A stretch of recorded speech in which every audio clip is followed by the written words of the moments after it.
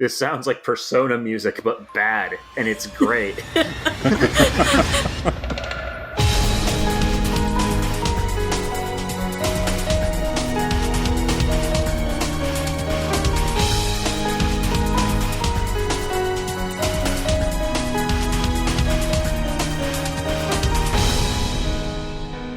Hello and welcome to episode 82 of Rhythm Encounter, the RPG fan music podcast. I'm your host, Mike Salbato, and today we are talking about the music of the Final Fantasy XIII trilogy. This was an episode we've been mulling about for a while, and instead of trying to choose which of the 13 games, we figured let's just do an episode about all three, because there is a ton of music across these three games to talk about. So here we are. That's what we're talking about. So joining me today to talk about all three of these games is my co-hosts, are my co-hosts.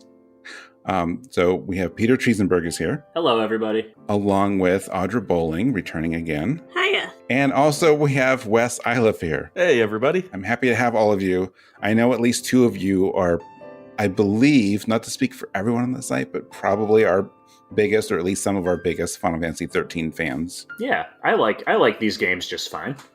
Ardent defenders, if nothing else. They're pretty fun. I'm somewhere in there. It depends on which game we're talking about. They are at their best very, very interesting. Yes. Oh, absolutely. I have some notes that I was going to talk about specifically on 13 on a certain track, so I'll get to that later. But like for me, I like parts of 13. I pretty much universally like 13 too. I don't know why. Like something about what they did with the sequel, I love that so much. It's the only game. It's the only game I have a platinum trophy on because I decided I needed to do it. That's impressive. I love it so much. Especially the way it ends, which anyone who hasn't played it, I won't talk about. Like, I know that really annoys a lot of people. I don't normally give people credit for just a shocking ending, but that one got me. I liked it that they landed that one. That they had the guts to do what they did with it. So I appreciate that. Yeah, that's pretty. Yeah, I'm pretty with you on gutsy. that one. Yeah. And then I have a weird relationship with the third game because I don't know how much I like it, but I also couldn't put it down. So I like it, but it's very, very strange. I will complain about Lightning Returns' ending until I'm blue in the face, but it was a very fun video game, even if I was worried for a time it was going to cause my PS3 to self-destruct. I loved a lot of the gameplay in Lightning Returns, but you put a time limit on anything, even if it's the most generous time limit in the world, and I start stressing. Yes. And to be fair, it was a very generous time limit. Yeah, extremely so. That's my like almost thing unlosably with so. time limits. Yeah. I was going to say, the original 13 is a game I have really fond memories of because I got it around launch with a PS3. It was the first game I played that was like on like a big, shiny, high-definition console. And so I kind of have that association with it, you know, where it's like, this is what next-gen gaming looks like. And it still looks great. Like, to this day, Final Fantasy 13 is a beautiful game with striking art direction and gorgeous music, which we'll be talking about some. And I don't think there's been a game that looks quite like it ever since. Yeah, it's got a strong enough sense of style that it's barely aged. I'm playing it right now and it looks great. What are you playing it on? PS3, actually. Oh, so you're playing the original.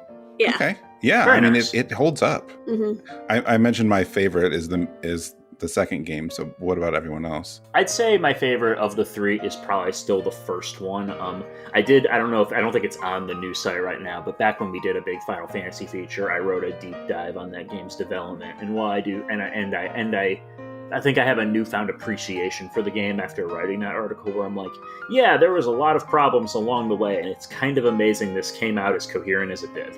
Hold on, are you talking about 13 or 15? About 13. Yeah, but well, both of them.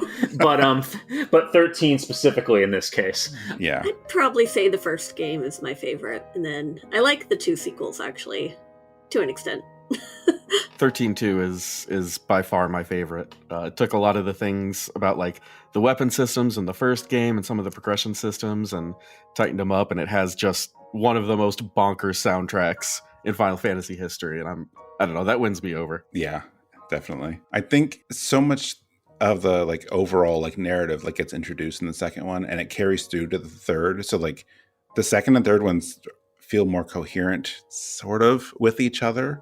I guess they're kind of like the Matrix sequels. That's Like, a good way of putting it. There's this Incredibly game apt. yeah, like the first game is fine. Like it could be standalone, and then they decided to do these two sequels that lead into each other, and like all these major characters in the second ones are never even. It's not even a thing in the first game.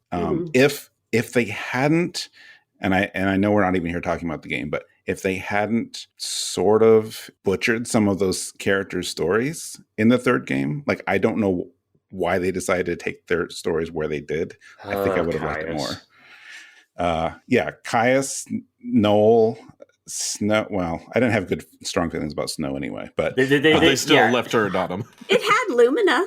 I liked Lumina. I like Lumina.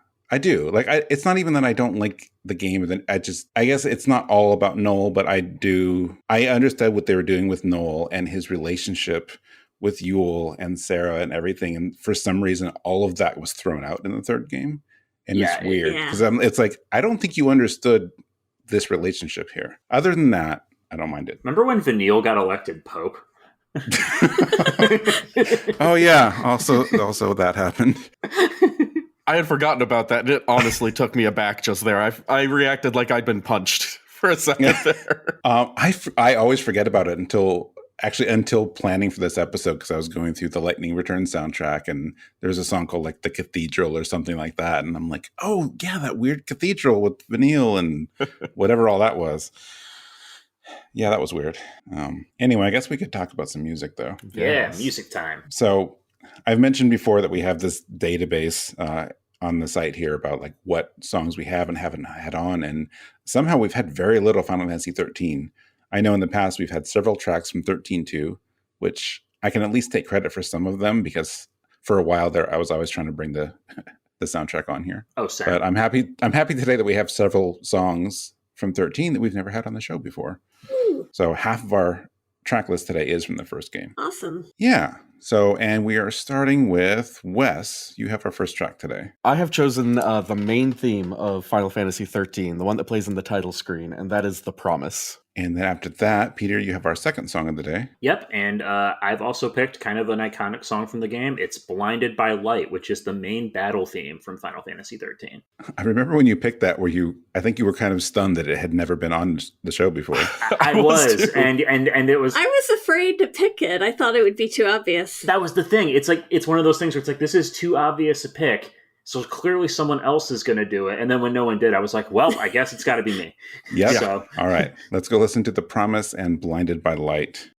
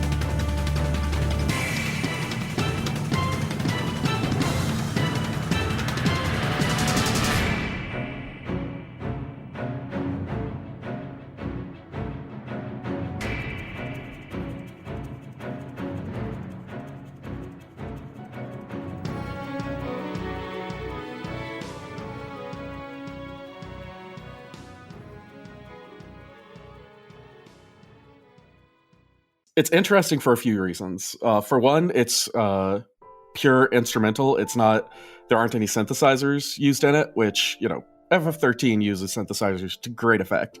But this one is like this low-key melancholy version of this track. And you can listen to it and feel like this mix of hopefulness and absolute sadness, like this melancholy that runs underneath it. But the second thing that makes it so interesting is that the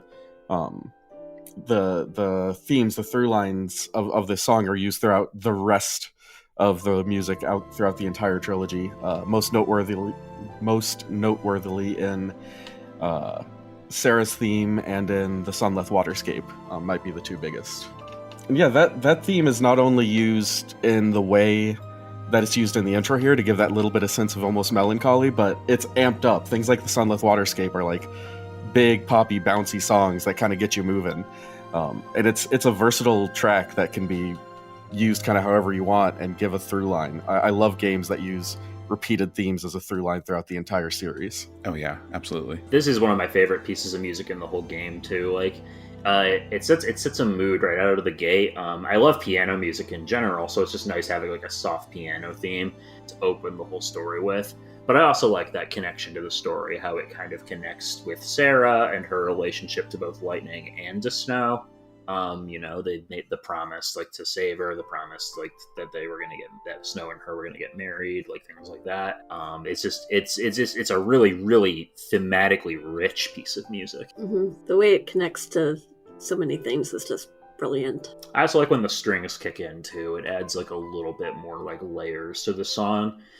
So it's not just like, so it's like after a while it starts to feel like you're being drawn into the experience as you're getting ready to start the game, Yeah, it goes from almost sleepy to sweeping in just a couple of moments as those kick in. Yeah, totally. That's a good way of putting it. Yeah, it's impressive. I think it makes a really strong statement, like right off the bat, because, and I don't remember exactly what people's sentiments were, in 2010 about this game and the music, but it's only the second game in the mainline series where they started, using different composers.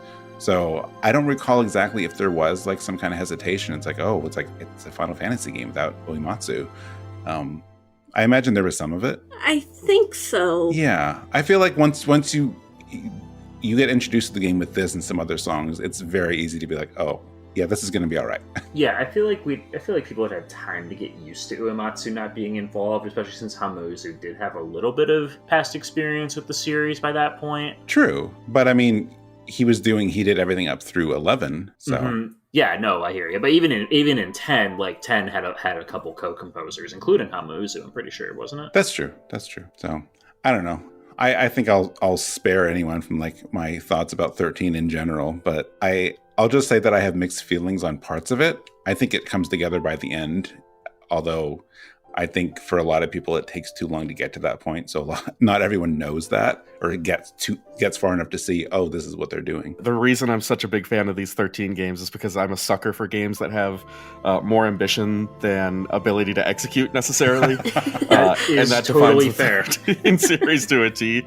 And I just like saying, okay, how did they think outside the box this time? Which 13 absolutely does, especially within the series. That's true. Yeah. I appreciate that. And this is kind of this is less about the music and more about 13 in general, but like I really appreciate this Final Fantasy 13 kind of reminds me of Xenogears' second disc, if that makes sense, where they had two choices, right? We could not tell as much of our epic grand narrative and really focus on finishing the game, or we can tell our whole story and the game is kind of, I don't want to say truncated, but it's like, much ado has been said about how linear the game is, how there isn't a lot of side content except for like one of the very last areas, things like that. But we're going to take what we have and polish it to a mere sheen. And that's kind of what 13 is. It is a guided tour through this epic sci-fi story that they want to tell. Yeah, I think that's a good comparison. Yeah, I appreciate what they did there. I mean, like, again, the design of the areas, like the linearity part, like I don't love, but I'm glad I played it in the end because of how it ended up. But the only reason I even want to get into that and mention is because like the game itself, I have different feelings on, but I've never had any doubts about the music because I know the music is awesome. It's just amazing, you know, all of them really, but like there's just so much here. I think I've listened to the first two games especially. Soundtracks more than a lot of Final Fantasies. Can I see into Blinded by Light here for a sec? Yeah, go for it. Yeah, so I mean, like we're talking about like right away, like the music is one of the things about Final Fantasy 13 that stands out so much, and I in my opinion, Blinded by Light is one of the best battle themes in the entire Final Fantasy series. It has this perfect interplay of strings and percussion with this kind of like synth rock sound effect thing going on, like, you know, the thing it opens with, the dun dun dun dun dun dun, and it's like almost like I don't know if it's a snare drum or what, but it really fits the world of Cocoon in terms of how upbeat it is. It's high tempo, it's exciting, it uses one of the main motif of the series, and it's a battle theme you'll never get tired of, which I think is important because you're going to be hearing a lot of it. It's got just the right amount of build-up before the main motif kicks in, so battles don't feel like they're too in your face. Yes. But it's also not too brief that you don't get to hear the good part of the song before you win, which can be another problem with JRPG battle themes. Because there's a lot of JRPG themes that start off too low tempo. I believe that Blinded by Light was actually one of the first songs written for the game because it was in a lot of the early promotional material, and it shows. And I think that is a good thing because it creates a strong core identity for the game going forward. And this motif does appear a lot. It appears actually very early on in the soundtrack in Defiers of Fate, which plays during one of the opening cutscenes when they're breaking out of the train. So yeah, Blinded by Light is like one of my favorite video game songs ever. I mean, I'm with you on it being a favorite battle theme. I don't. Yeah. I'd have to really sit down and think about my favorite in the whole series, but it's I think I can comfortably say it's within at least the top 3 or 4. The second it started playing when I was replaying the game, I was like, yes! Yeah. Yeah, it's like top 2 for me. There's at least one really good battle theme in Final Fantasy 15, which might get me some flack, but oh yes. Is it Stand Your Ground? I mean, it might be, yes. I was gonna say I like all those songs too. Okay, we're not here to talk about 15, okay. But I'll no. But I'm going to for just a second. Like, if anyone gives you flack about liking any of Shimomura's music for 15, they're wrong. So Absolutely. Don't worry. Yes, you're not going to get that here. That's another one. Like, again, a lot of people are like, I'm not sure about the game, or some people love it, or some people don't. But you can't deny that soundtrack. But yeah, I mean, Blinded by Light is absolutely iconic. Like, there's no battle theme in the series quite like it. No, for sure. It's rare that you get a battle theme in a JRPG where it starts playing and you're like, yeah, let's go. Yeah. You know? Especially since, as you said, it starts a little bit slower and it builds up, but even that build-up is really great. That build-up, yeah, it's because it opens with that dun dun dun, like, it's so exciting. Like, you're just getting pumped. I don't know if it was composed with this in mind, but I almost wonder if it was, because it sort of works with the way the game's battle system works. Because when you first get into battle, there is like this moment you're like, okay, well, I got to figure out you strategize a little bit. Like, I'm going to do this for this. And it kind of works along with, like, as you get going and figure out what you're doing, it's really motivating as you get into the battles. Yeah, there's a lot to be said for the rhythm and flow of combat in 13, how it is very musical in a sense. Like, you are sort of adapting to the situation with your paradigm shifts, and there is a flow to it that feels really good, and the music really assists with that. I think so. I like that. That probably also explains why it's one of my highest scores in theater rhythm of all of my Final Fantasy songs. I'm fairly good at this one. So, Also, it's been a few months since I said it, so hey, if anyone from Square is listening, that theater rhythm arcade game, your All-Star Carnival, can you put that on console, please? Thank you. Please. Switch. Yes, anything. I don't care. Just like get it, release it in the West somewhere that we can play it. The monkey's paw is going to curl and they're going to turn it into a gacha game, but no. Why must you speak this into existence? I'm sorry. I'm not trying to curse it, but I mean they already did it. The chocobo racing game broke my heart. So I mean they did it with the first theater rhythm was on mobile, or at least on iOS, and I actually liked it because one thing I wasn't crazy about the first one, just because like over time the resolution of the 3DS was like, well, it was low resolution. So I'm like, it's the same game, but high res on my phone. It has a better touchscreen than the 3DS did. Except the game came with like 4 songs and everything else was a separate purchase. Which overall not too bad, because like, unless you try to buy every single song, you were probably not paying any more than you were for the cartridge. So it was kind of a good trade-off. Of course, the real drawback, of course, was when I was like, I haven't played that in a while, and I opened up on my phone and it no longer worked. Rip. Yep. So lesson learned. Anyway, that's enough tangents, I guess. I guess we should ashes to ashes, dust to dust. Almost. Good segue, though. I'm trying. Yeah. All right. So our next block here is our other 2 Final Fantasy 13 songs. And Audra, you're starting our next block. My choice is Fang's theme. That is a great choice. And then mine, which is somewhat connected, is Dust to Dust, which was a song that I took about, 1 or 2 seconds to choose when we planned this episode. So, yeah, let's go listen to Fang's theme and Dust to Dust.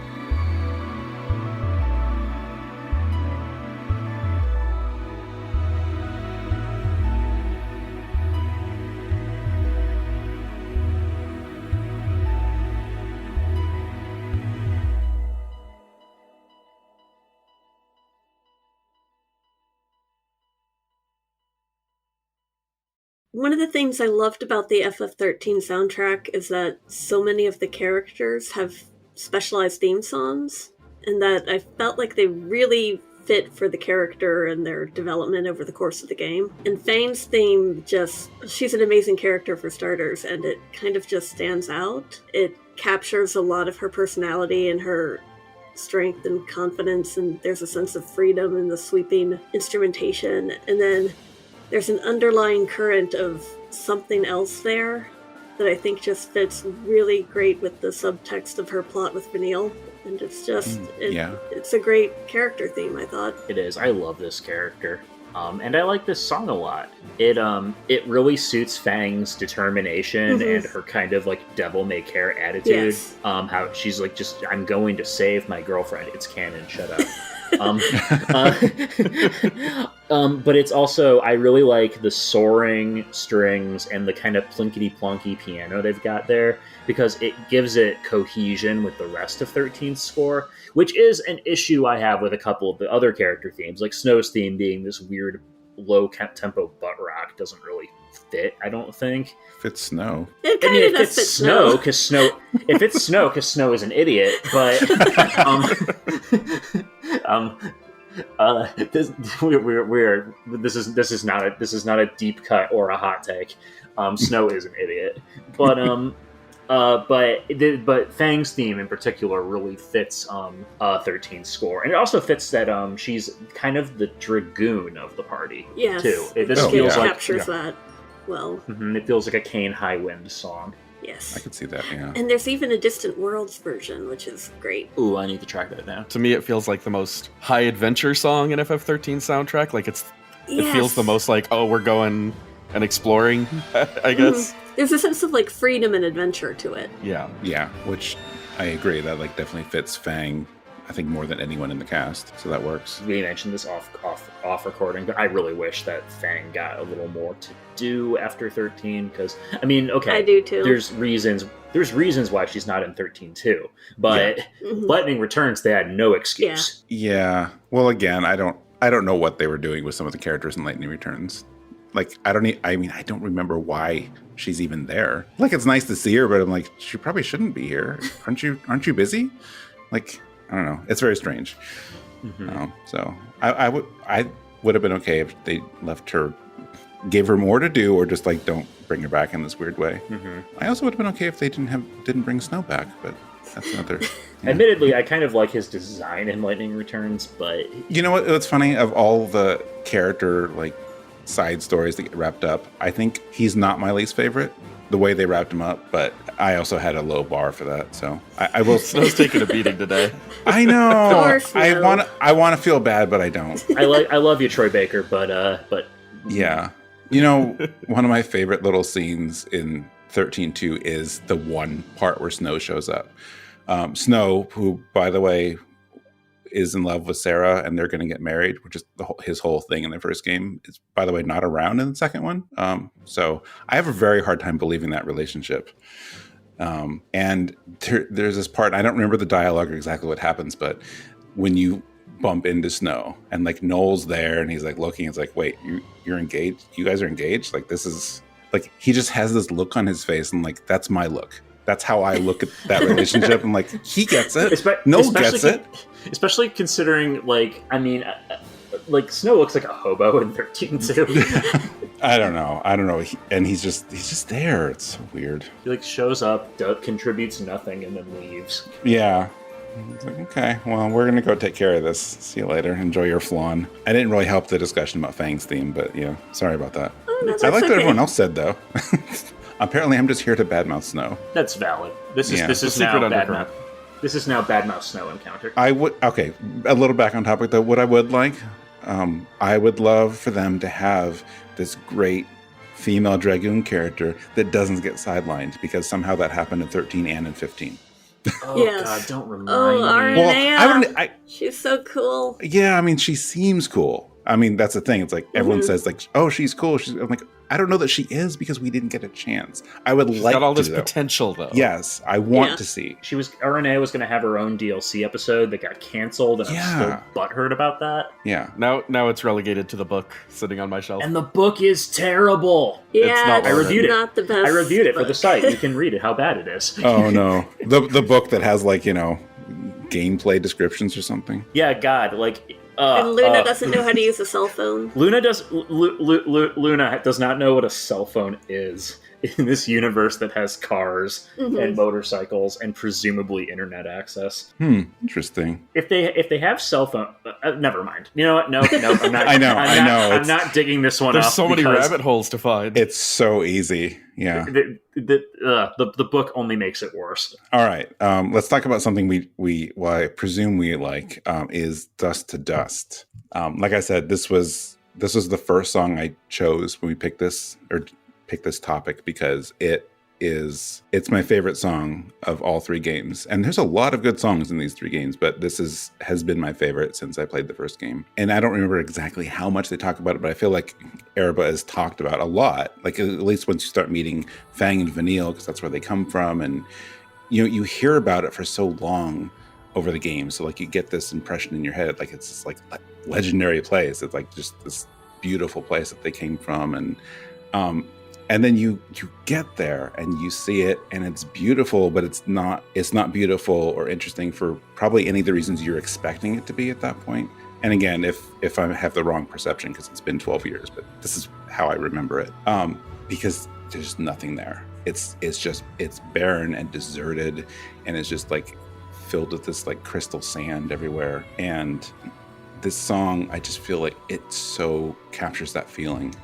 Like you set foot in this town, and this song is beautiful and haunting and melancholy, and I just the visual and everything about the town I think is represented in the song, because there's this longing for what used to be here, but it's not what you get a lot of times in that kind of setting. Like when you think of like a rundown town or whatever, you think of like just dark and grays, and like no, this is like, it's bright, it's on the beach, it's sunny and like gorgeous, but just dead. Yeah, I didn't remember when this played until you started describing it. Now I remember that moment, because and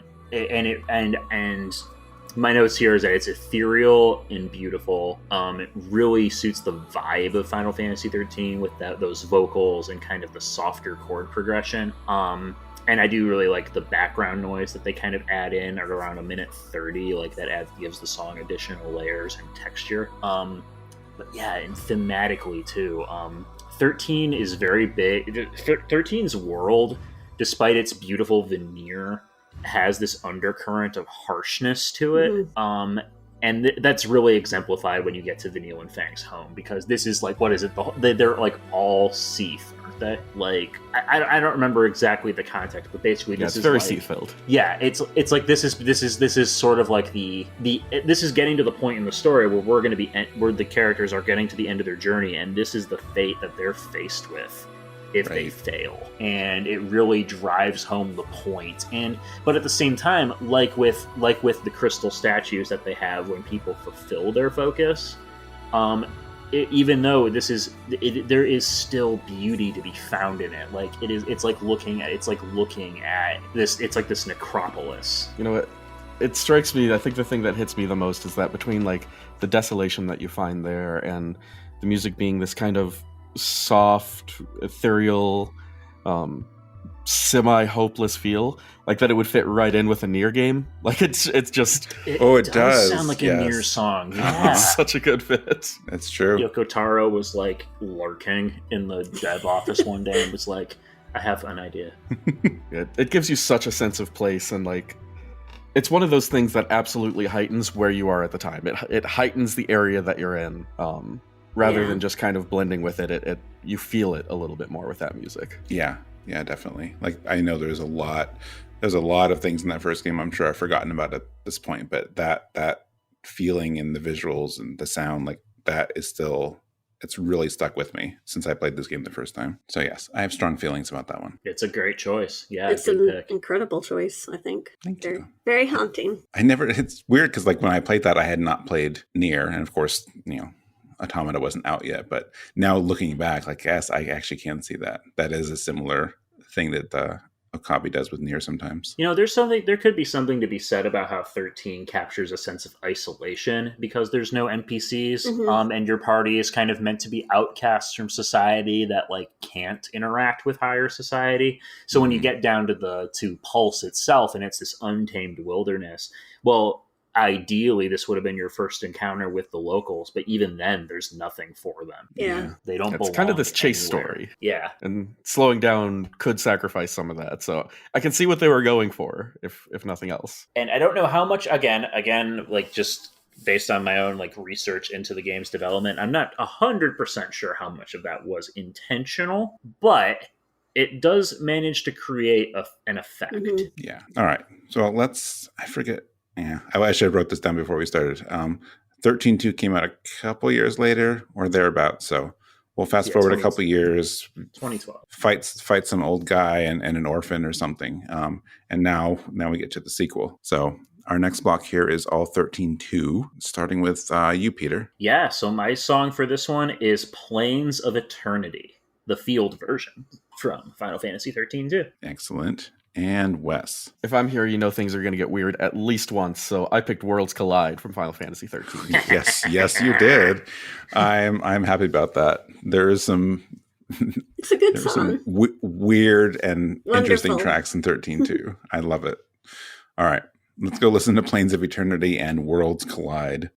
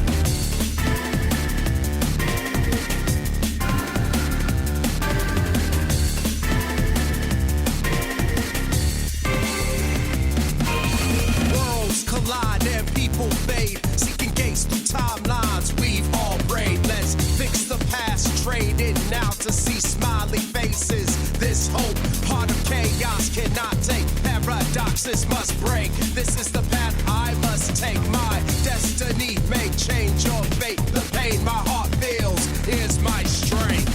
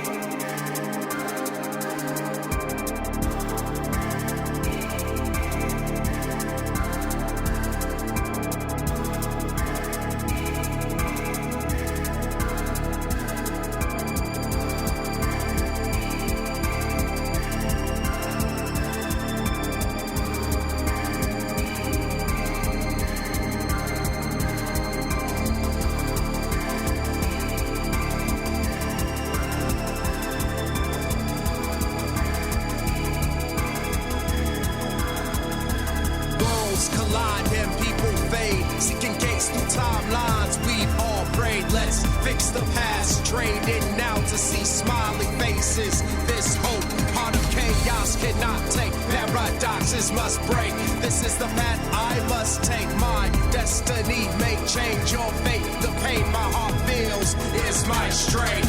Worlds collide and people fade, seeking gates through timelines we all prayed. Let's fix the past, trade it now to see smiling faces.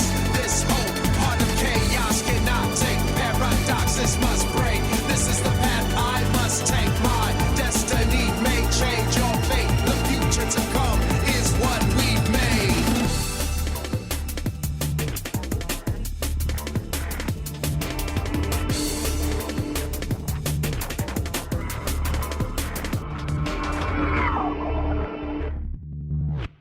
Plains of Eternity is a great piece of music. This song is just a bop. Like if there's like, I always envision like that meme of like the cat that's like head banging in front of like a neon screen or whatever. Yes. Like this, if ever a song needed to be set to that image, it is this song. I love how it opens with like the dun dun dun dun dun dun dun dun. I really enjoy how 13-2 got a bunch of guest musicians to add variety to the soundtrack, because it accomplishes that. It makes each area feel distinct, and gives the soundtrack as a whole a really unique identity that you don't really see often else. Because while this is light, bubbly J-pop music, which is not an uncommon thing to find in your Japanese RPGs, you know, your ateliers and your like kind of the more anime schoolgirl side of things, this score still manages to be an appropriate mood setter.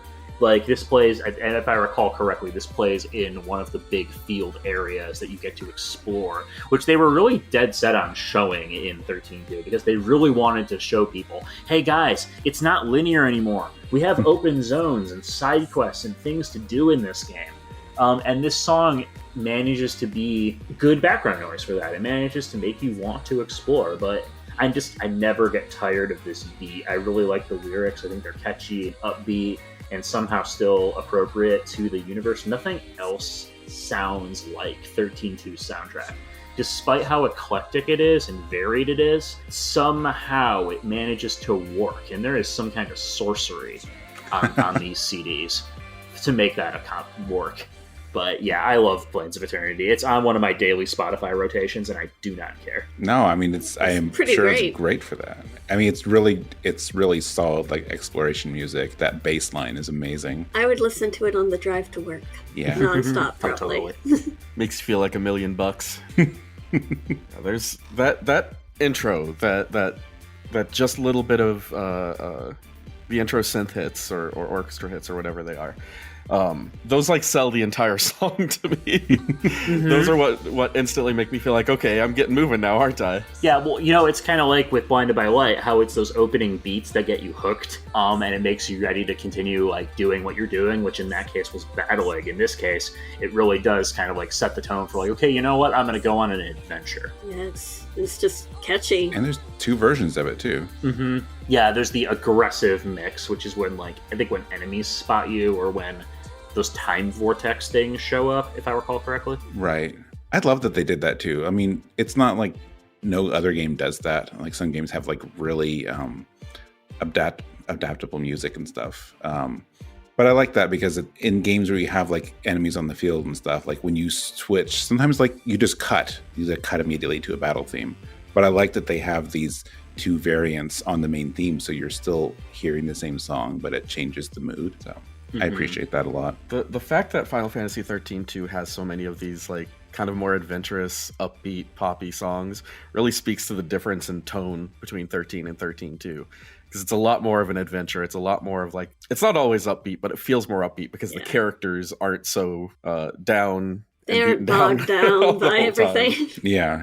This isn't like the life or death stakes that 13 establishes. Like there are stakes, but they don't really. But it's not like the driving focus of the story. Yeah, I guess it's another, when you look at it like that, like it's another kind of comparison to what they did with 10 and 10-2, which to different effect, because they also changed the tone of 10-2 because you don't want to follow up. Whatever you do, like you don't want to follow up and have the exact same kind of tone or story, because I think people would have liked that maybe even less than they like 10-2 now. So I appreciate that they changed it. Sometimes you have to consider that into account, where it's like, I feel like, they've been threatening to make a 10-3 for a long time now. And at this point, I am like, I don't know what the point of doing that would be. And I feel like if you're going to go and make it like another darkly serious, like people have been saying, oh, it was going to be a prequel with Braska and Orin and Jack. And I'm like, how would that be good? Yeah. We know how that story ends. Yeah, that would be... Also, I feel like they covered that plenty in the first game. You don't need to turn that into a whole game. Like, you know what happened. Yeah, you basically chronicle their whole journey by finding the spheres. Yeah. So it's like there's something to be said for 10-2's change and shift, where it's like, sure, it might be jarring, and it is definitely different, but there's nothing else like it, and you can't say it's not more memorable for it. Mm-hmm. And that is kind of where I'm at with 13-2, where it's like, okay, this is very different in tone from the first game, but it also manages to carve its own identity in the process. And nowhere is that more apparent than with the music. And I will say, even though it's not on this, I think it's on a prior episode. I'll figure it out after this and put it in the show notes, but whatever. We're not here to talk about my song. I'm sorry. I will say, though, it's somewhere in here. If you like 13-2's music, go find every version you can of Noel's theme and also listen to that. The Kokia one is so good. But first, you should listen to Worlds Collide, and Wes will tell you why. So I'm a sucker for tonal dissonance, let's say, and I think Worlds Collide really nails that. But it's A+. It's used to effect, because it's primarily used during boss fights when paradoxes are really ramping up. The first fight is against a Paradox Alpha. So it takes this sharp left turn from the music you're hearing the rest of the game into kind of like this pseudo hip-hop synth pop song, and it has something that I love in almost every song for Japanese media with English lyrics, in that the lyrics are so earnest and so straightforward. Regardless of the tone of the song, the heart is on the sleeve. The lyrics are dead on with what's going on, and occasionally using turns of phrases that aren't really common in native English speaking songs. But that tonal dissonance really adds to like how you're supposed to feel during the boss fights when this plays. It's meant to be jarring. It's meant to be something completely different. And honestly, it's thoroughly danceable. As weird as it is, as awkward as the vocals might hit some people, it really hits a nice little groove, and then partway through it sweeps in more orchestral sounds and makes it feel like a proper boss fight song in addition to the weird hip-hop mashup that it was doing before. I'm such a sucker for oddities like this in soundtracks. I mean, you must. I know we're not talking about it today, but like you must love some of the songs on Xenoblade X. Oh, you have no idea. Oh, you have no idea how much love I have for that. I have an idea because this one kind of reminds me of some of those, and I like them for the same reasons. It's just a great song. I remember, and this song gets a lot of hate, and I remember because this song was the boss fight where the play is against the giant floating hand that is attached to the giant or whatever. That was one of the boss fights in the demo version of 13 too. So it was actually one of our first introductions to this game, and I remember people going like, "What the hell is this?" But in all honesty, it is extremely groovy and probably the most electronic song we featured on this podcast yet, which actually is kind of fits the sort of techno-futurist world of the 13 games, having this more synthetic hip-hop type music. It sounds like bad Persona music, I'm not saying, but in with a all good the love way. of the world. Yeah, honestly, I say this with love in my heart because like Persona managed to carve out a very unique musical identity for itself, and this I sort of feel like is like, if not like banking on that, it definitely hits that sort of like, wow, this is like a JRPG battle theme that's like a hip hop synth song, and it's awesome. Yeah, well, I appreciate you expressing your love of tonal dissonance today, Wes. Anytime. All right, when are we doing that Xenoblade X episode? You know I'll be there. Yeah, I mean, I'm sure. I actually don't know why we haven't done it yet. All right, our last two songs today are from Lightning Returns. So I forgot that the song is even called this until I chose it, but I picked Death Game. And then our second track will be... Actually, Lightning Returns. Audra, yes. Audra, what is your Lightning Returns song? Lightning Returns. No, but what's the song name? That is it. Okay.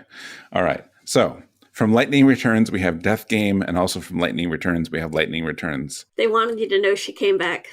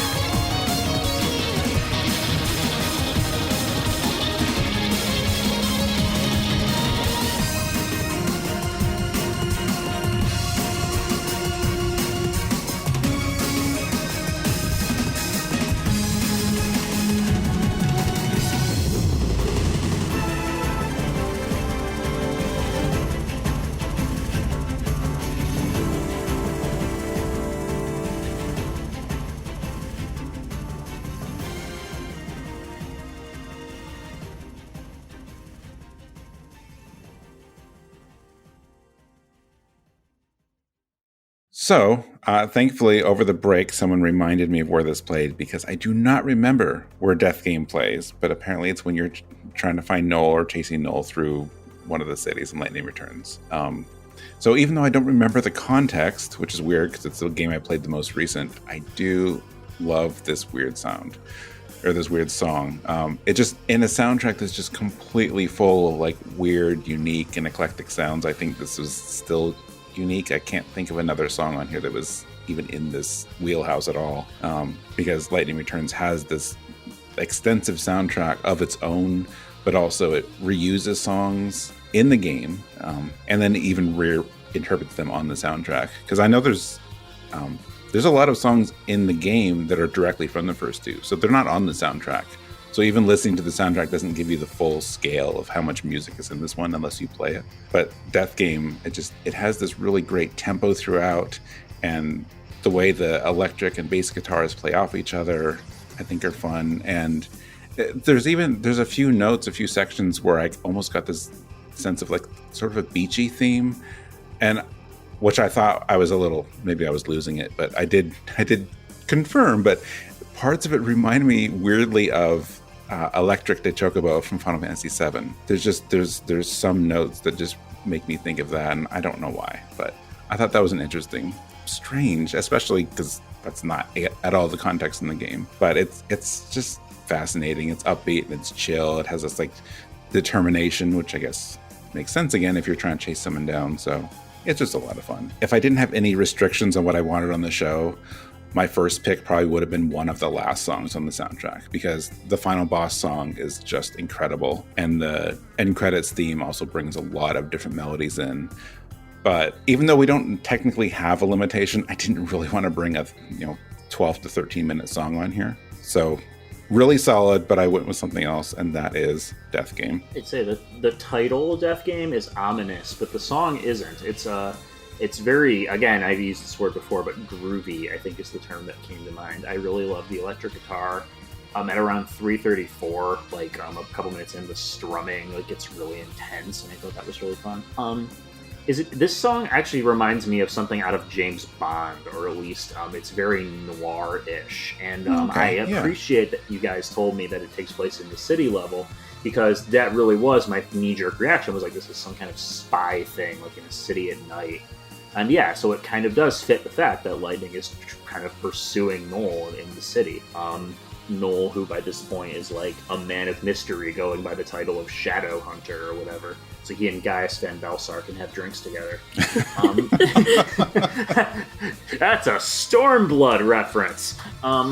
But yeah, for sure, Death Game was a really, really good song. I really enjoyed listening to this. Yeah, it definitely captures the sense of a chase perfectly, I think. I'm not going to be able to unhear the spy music now that you've mentioned it, especially that guitar part. Yeah, don't tell me that doesn't sound like dun dun dun dun dun dun. Oh, it definitely does. Oh, it's extremely. All right, so you're comparing it to James Bond. I'm comparing it to Final Fantasy VII Chocobos. So, well, they both go to the beach at some point. So James Bond is trading in his luxury cars for chocobos. I'd watch it. Daniel Craig's just like, yeah, screw it. This is the only way you'll get me to come back now. Give me a real chocobo. Mm-mm. It's wild too that this song takes so many turns. Like the instrumentation changes like every 45 seconds. Mm-hmm. Yeah. Like it doesn't repeat itself for like the full runtime.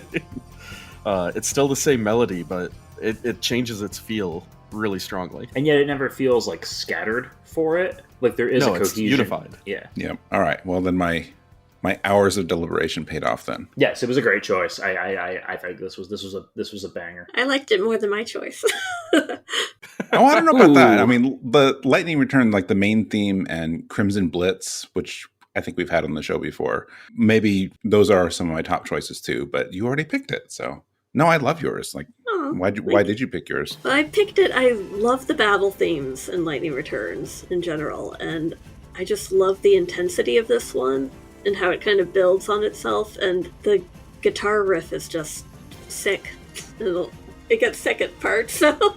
It does. If I recall correctly, does this not play on the title screen as well? I believe so. I know it plays during the tutorial stage, and I think it's the battle theme if you get really close to time running out. I see, okay.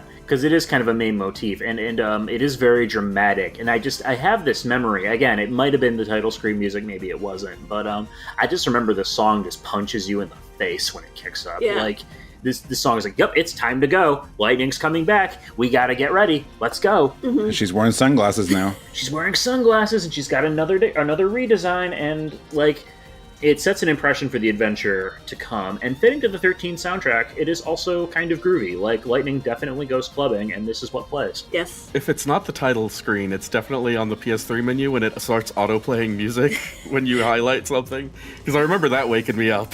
Oh, yeah. Maybe that's why I remember it so much, because it would do that, and then you're like, oh, Jesus!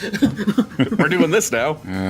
It's so energetic, and it's almost panicked. Like Yeah. in the speed and rhythm of it, which is a good fit for something that's like timed. It just keeps increasing in intensity as it goes. It's all rise. Yeah, which, again, like you mentioned, considering that Lightning Returns has a time limit and is very much about a world that's, like, on the brink of destruction, and you're here to, like, sort that out, is like, yeah, okay, it makes sense that the theme would be very, motivated. Mm-hmm. Yeah, actually, that kind of fits in with what I was going to talk about, although you covered different aspects of it.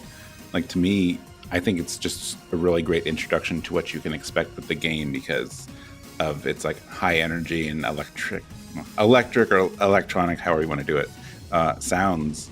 And I don't mean this in a bad way, even though it might sound like a bad thing, but, like, I think parts of the song they're sort of messy. Like, it's a little messy and chaotic where everything is, like, kind of playing against each other.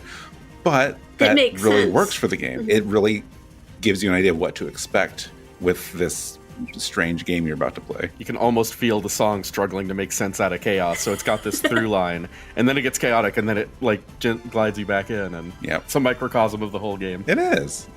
See, Audra? It was a really good song. Thank you. I do like it too, but... I did like Death Game once I heard it again. Mitsuto Suzuki was like reading the Wikipedia summary of 13.2 and being like, wait, what the heck? Yeah.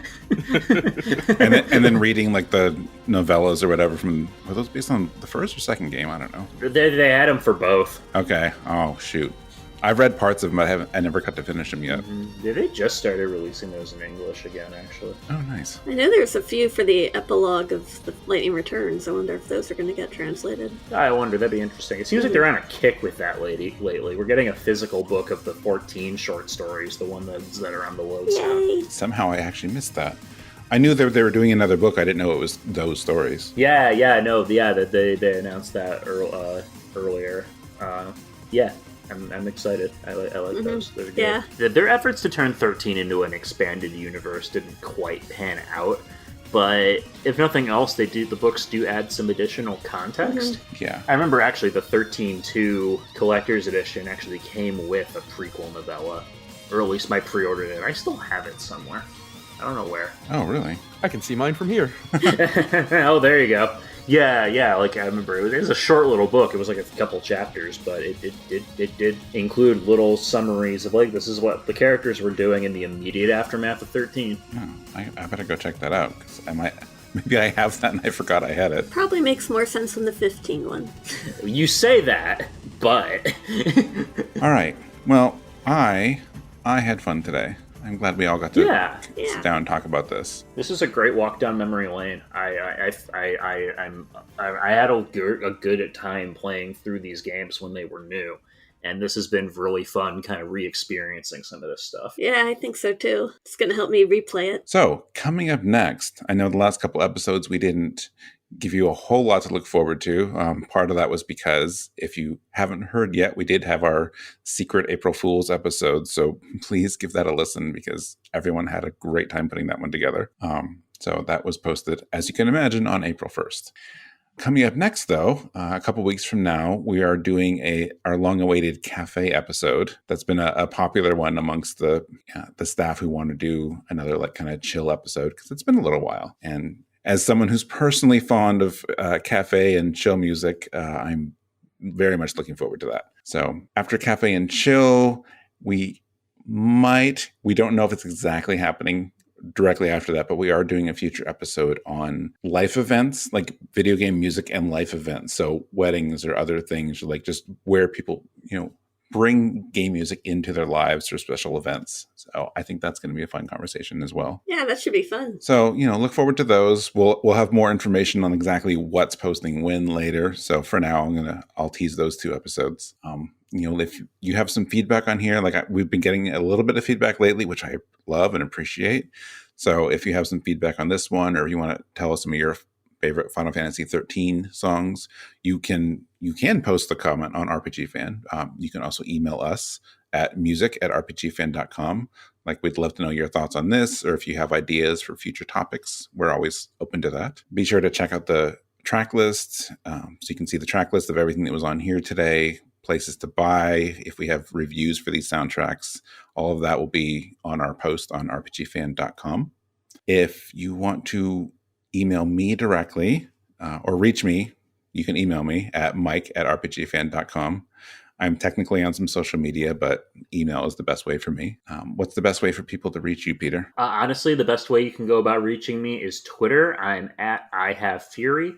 I post there way too often, and odds are you'll be able to talk to me there. And how about you, Audra? Audra B at rpgfan.com. And Wes? You can find whatever nonsense I'm peddling at Wes Iliff on Twitter. Hey, I like your nonsense. That came out wrong, but yeah. No, I appreciate it. All right. Also, if you enjoyed this episode, make sure you also check out RPG Fan's other podcasts. We have Random Encounter that posts every other Monday. That is our general podcast about RPG news and reviews and new content and features on RPG Fan. And every Thursday, we also have Retro Encounter. As of now, as you're listening, Retro Encounter is on a slight break, but that's okay because there's over 300 episodes that you can go back and listen to. So you have plenty to listen to until the show comes back on. So be sure to check that out. Please, check us out. Follow us wherever you want to. We're on Facebook, Twitter, Instagram. We're on Twitch. We stream almost every day. So, find us in all the places. We also appreciate reviews on Apple Podcasts, Google Podcasts, wherever you're listening. If you want to review us, subscribe to us, all that, we would appreciate it. So thank you in advance. All right. Now, someone here told me that I should have brought for our bonus track Crazy Chocobo from Final Fantasy 13 2. And you are not wrong, because it's crazy and weird and amazing. But in really digging into some of the side soundtracks, because all the 13 games have a plus soundtrack with different arrangements or other things that maybe didn't land on the first soundtrack or stuff that was in DLC, I found something that I didn't know existed. So I'm actually, usually we don't have everyone listen to the bonus track first, but I'm sending you guys a link right now. Just listen to part of this while I explain this. But so for some reason, there is an arrangement of Eternal Wind from Final Fantasy III in Lightning Returns. I don't know where it plays. I don't know why it's there, but it exists. And on the Plus soundtrack for Lightning Returns, there's even 2 versions. There's an English one and a Japanese one. And I think it's good. It's just strange and interesting, and it just fascinates me that it even exists. And I was interested in this in general, but then I saw the artists on both of these, and I, for the life of me, would never be able to pronounce these people's names correctly. So the English one is by a person named Kenneth. I just can't. I don't know. So the interesting thing about these, and I'm going to put all these links in the show notes, but the English and the Japanese one are performed by, I don't want to say they're not musicians, but that's not what they're credited for. Kenneth worked in localization on some of the Final Fantasy games, on some of the first few Final Fantasy 14 expansions and Final Fantasy 15. And I'm guessing maybe he doesn't work for Square because he has no credits after that. And then the person who's sung the Japanese one was just one of the developers on some Final Fantasy games. And it's I would love to know more about these, how this came about, because they have all of these musicians and names you would recognize.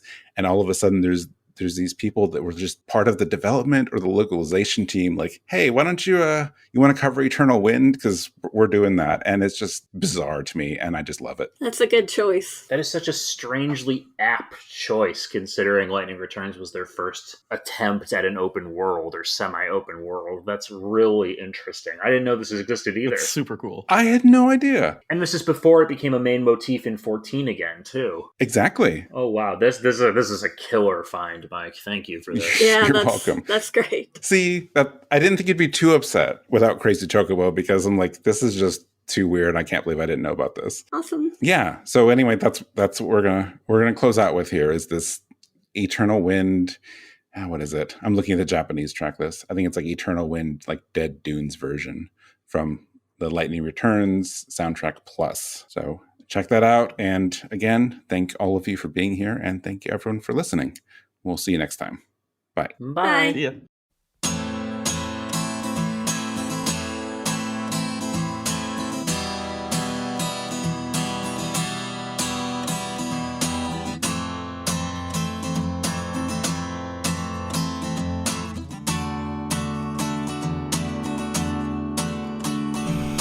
Feel the wind, eternal, sweeping across the land, over sea and desert.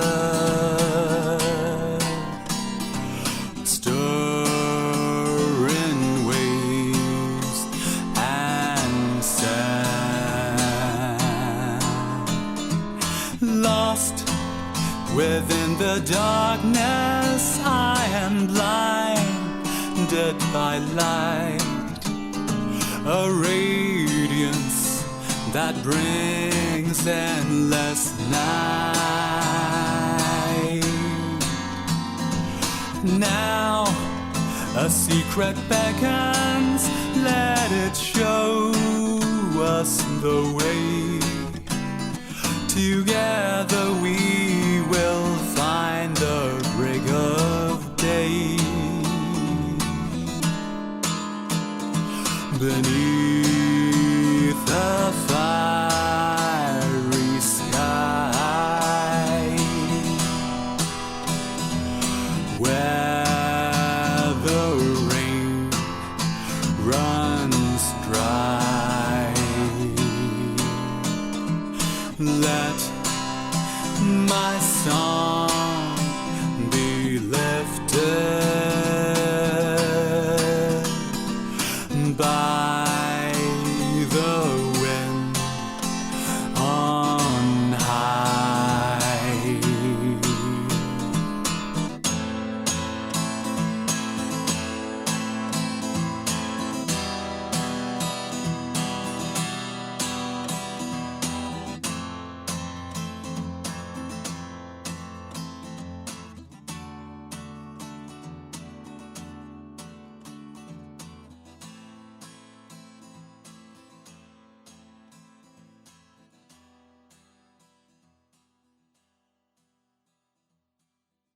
Don't want any like record of the fact that I want to get Jono some help. Oh no, you've messed it up. I did mess it up. Oh. Help editing, by the way. That sounded, if you don't know the context. Get some help, Jono. Please, Jonah. We love you.